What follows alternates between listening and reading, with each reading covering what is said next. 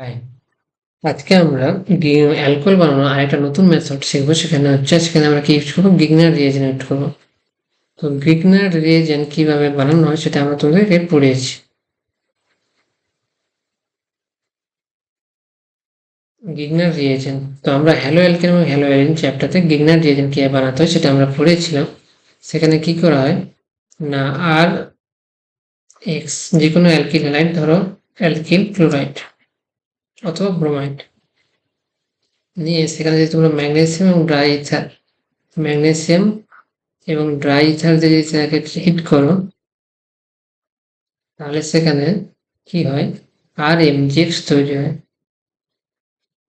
আর MGX তৈরি হয়, তো ধরো আমরা একটা মলিকুল দিলাম মিথাইল ম্যাগনেসিয়াম ব্রোমাইড, তাহলে এখানে ম্যাগনেসিয়াম যেন যে প্লাস টু স্টেট অক্সিজেন থাকবে, তাহলে ব্রোমাইড -1 হয় আর মিথাইল এখানে -1। তার মানে এখানে মলিকুলে কি হয়, এই কার্বন মলিকুলে সে যে মলিকুলটা, তার সাথে ম্যাগনেসিয়াম যোগ থাকে আর বিআর যোগ থাকে। এই ম্যাগনেসিয়াম প্লাস টু স্টেট থাকে, কার্বন -1 থাকে। অ্যাকচুয়ালি কি হয় ব্যাপারটা, এই যে কার্বন মেটাল বন্ড, সেখানে যদি দুটো বন্ড পেয়ার যদি ইলেকট্রন থাকে, সেই ইলেকট্রন দুটো কি হয় না, কমপ্লিট ভাবে কার্বনের দিকে শিফট হয়। কারণ কার্বনের ইলেকট্রোনেগেটিভিটি বেশি, কার্বনের ইলেকট্রোনেগেটিভিটি বেশি হওয়ার জন্য বন্ড ইলেকট্রন পেয়ারটা সম্পূর্ণভাবে কার্বনের দিকে পোলারাইজড হয়। তার জন্য আমরা বলি CH3 Mg বিআর, যেখানে মেটাল হচ্ছে ডেল্টা পজিটিভ এবং কার্বন হচ্ছে ডেল্টা নেগেটিভ। তো এই যে ডেল্টা নেগেটিভ থাকার জন্য এটা কি করে, নিউক্লিওফাইল হিসেবে কাজ করে। নিউক্লিওফাইল হিসেবে কাজ করে, এখান থেকে Me- হতে পারবে, Me- নিউক্লিওফাইল তৈরি হয়। তো আমরা নিউক্লিওফাইল পেয়ে গেছি। এবার আমরা তোমাদেরকে বলেছি যে কোনো অর্গানিক রিয়েকশন তোমাকে নিউক্লিওফাইল খুঁজতে হবে আর রিয়েক্টোফাইল খুঁজতে হবে। তাহলে আজকে আমরা নিউক্লিওফাইল তো পেয়ে গেছি, এরপর আমরা দেখবো যে ইলেকট্রোফাইল কারা। তাহলে আমরা রিয়াকশনের জন্য নিউক্লিওফাইল পেয়ে গেছি। এবার ভালো করে বোঝার চেষ্টা করো, এই যে কার্বনিল যে মলিকুলগুলো, কার্বনিল যে কোনো অ্যালডিহাইড হোক বা কিটোন হোক, সেই মলিকুলগুলো, সেটা ভালো করে বোঝার চেষ্টা করো। এই কার্বনের মলিকুলে অক্সিজেনের ইলেকট্রনিক বেশি, তার জন্য সে কি করে, সে সবসময় ইলেকট্রন পেয়ারকে নিজের দিকে টানবে। তার জন্য এখানেও কার্বন অক্সিজেনের ইলেকট্রনিক বেশি হওয়ার জন্য সে ইলেকট্রন পেয়ারকে তার নিজের দিকে টানবে। তাহলে এরকম করে বন্ড পেয়ারটা শিফট হয়, দুটো ইলেকট্রন বা দুটো ইলেকট্রন, এখানে ডবল বন্ডের জন্য 4টা ইলেকট্রন। তো এই পুরোপুরি ইলেকট্রন গুলো কি হয়, কার্বনের থেকে অক্সিজেন দিকে শিফট করে। এবার যে বেশি ইলেকট্রন ডেন্সিটি পাবে সে ডেল্টা নেগেটিভ হয়ে যাবে, আর কার্বন ডেল্টা প্লাস হয়ে যাবে। তাহলে বুঝতে পারছো এই যে কার্বনের মলিকুল গুলো, এখানে কার্বন হচ্ছে ডেল্টা প্লাস, কারণ অক্সিজেনের ইলেকট্রোনেগেটিভিটি বেশি হওয়ার জন্য সে ইলেকট্রনকে টেনে নেয়। এখানে মাইনাস ইন্ডাকটিভ বলতে পারো, মাইনাস ইন্ডাকটিভ টেনে নেয়।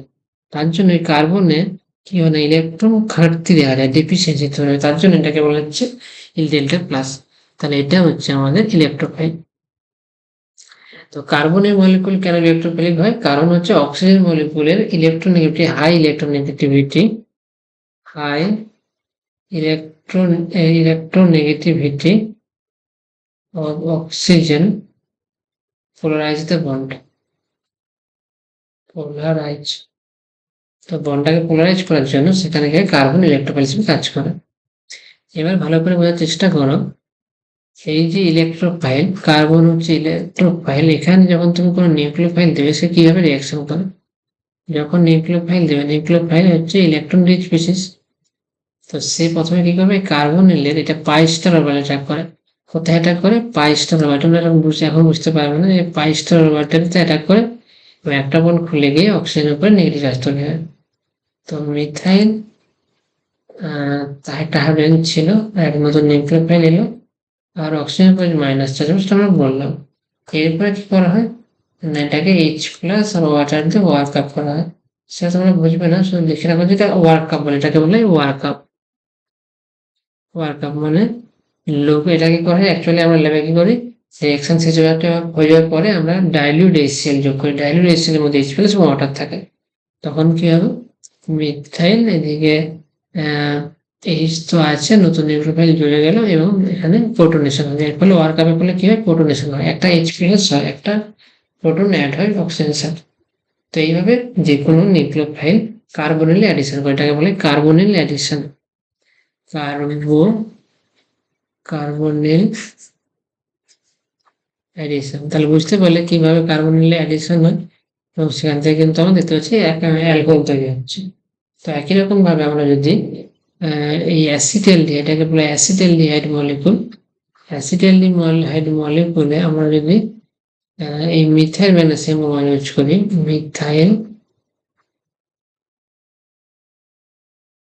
ম্যাগনেসিয়াম ব্রোমাইড, তাহলে মিথাইল হচ্ছে ডেল্টা মাইনাস, এটা হচ্ছে ইলেকট্রন রিসেশন, হচ্ছে কি হবে এখানে এটা করবে ইলেকট্রোফিলিকেশনটা করে যাচ্ছে ইলেকট্রোফিলিক, তাহলে এটা করলে বন্ডটা খুলে যাবে। তাহলে কি তৈরি হবে, মিথাইল একটা প্রোটন ছিল অলরেডি, একটা মিথাইল এলো, আর এখানে ও মাইনাস। এরপর এখান থেকে তুমি যখন এইচ প্লাস এবং ওয়াটার দিয়ে ওয়ার্ক আপ করবে, এইচ প্লাস ওয়াটার দিয়ে ওয়ার্ক আপ করবে, তখন তুমি কি পাবে, ওই ও মাইনাসটা প্রোটনেশন হয়ে যাবে।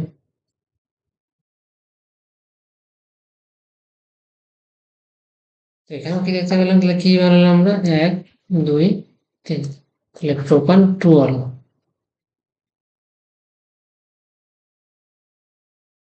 আমরা কি বানালাম না, প্রোপান 2 হল।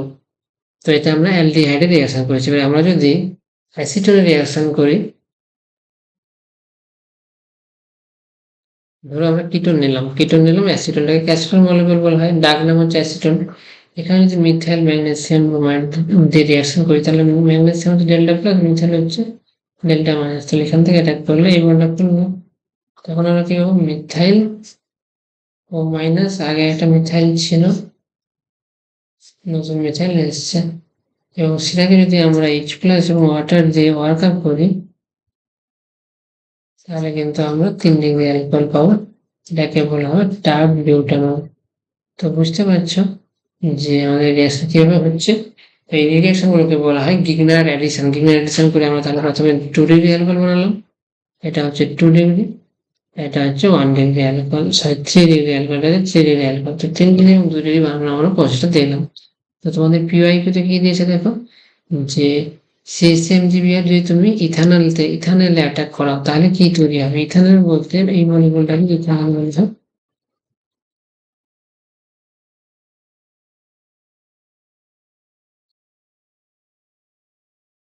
তো এখানে যদি তুমি মিথাইল ম্যাগনেসিয়াম ব্রোমাইড অ্যাড করো, তাহলে মিথানল এখানে অ্যাড হবে এবং ও মাইনাস খুলে যাবে, সিএইচ বাই, তাহলে এখানে ওইচ হবে, আর এখানে সিএইচ3 হবে। তাহলে এটাকে আমি যদি নমেনক্লেচার করি 1 2 3, তাহলে কি হবে, প্রোপান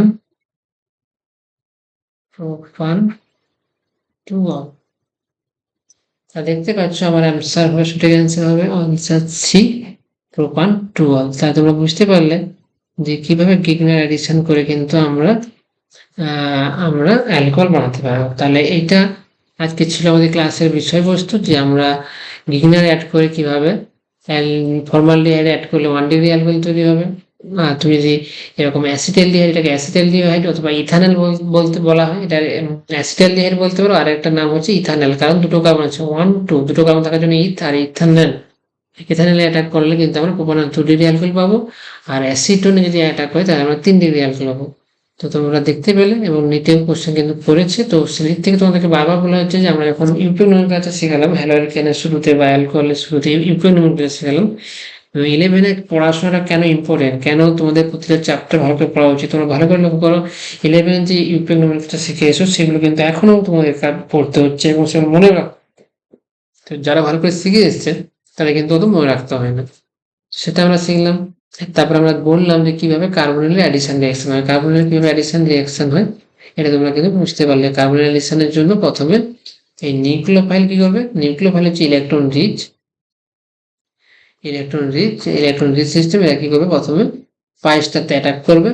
পাইস্টার অ্যাটাক করে, কেন পাইস্টার কিভাবে অ্যাটাক করে সেটা বুঝতে হবে না, শুধু মাথায় রাখবে যে এখানে পাই বন্ডের পাইস্টার অ্যান্টি বন্ডে অ্যাটাক করে। আমরা শিখেছিলাম, শুরুতে আমরা শিখেছিলাম কিভাবে বন্ড ব্রেক করতে হয়, পাই বন্ডটাকে আমার ব্রেক করতে হবে, তাহলে পাই স্টার অ্যান্টি বন্ডে গিয়ে অ্যাটাক করাতে হবে। তার জন্য এখানে অ্যান্টি বন্ডে অ্যাটাক করে এবং পাই বন্ডটা ভেঙে যায়, এবং পাই বন্ডটা ভেঙে যাওয়ার ফলে ইলেকট্রন পেয়ারটা অক্সিজেনে করে চলে আসে, অ্যানায়নিক ফিসিস হয়েছে। তো অ্যানায়নিক ফিসিস স্টেবল নয়, নিউট্রাল করতে হবে সবসময়, নেচার লাইক স্টেবিলিটি করবো, যদি নিউট্রাল সিস্টেম মোর স্টেবল, নিউট্রাল সিস্টেম সবসময় স্টেবল হয়।